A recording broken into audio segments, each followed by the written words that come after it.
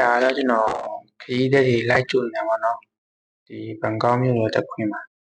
တကြံရက်ဆိုတော့ခရီးသည်တွေတအားများတယ်တရက်ကြိုပြီးတော့အကြောင်းကြားပြီးတော့နော်ကားမလောက်မှာဆိုတော့ဒီထိုင်းမြန်မာ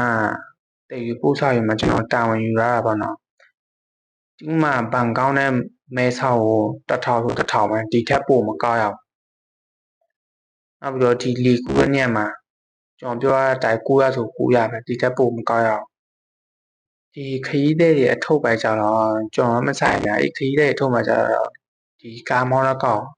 လာပေါ့နော်ချို့အဲ့ဒီက4ရက်သူကဒီအဲ့ဒီကြတော့ကားမောင်းသမားနဲ့ညှိယူပေါ့နော်ပြောယူပေါ့ဒီတည်ယူပို့ဆောင်ရေးမှာကျွန်တော်ပြောရတဲ့အတိုင်းပဲကျွန်တော်ကဒီ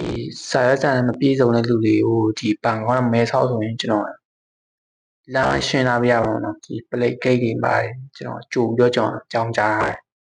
ဒီပိုင်းကျွန်တော်တာဝန်ယူတယ်3ပိုင်းပေါ့ပတ်စံဒီ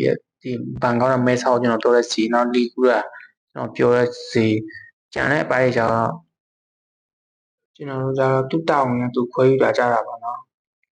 ဒီထက်ပိုကောင်းရင်ကျွန်တော်ပြော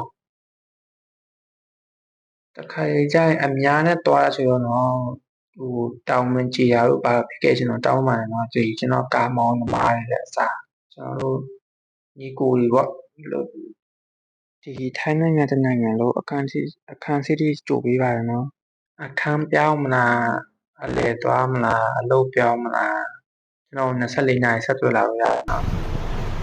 ဒါကျွန်တော်ကြိုလို့ပြီးပြီကျွန်တော်ပြန်တော့မှာပါနော်โอเคbye bye ကျေးဇူးတင်ပါတယ်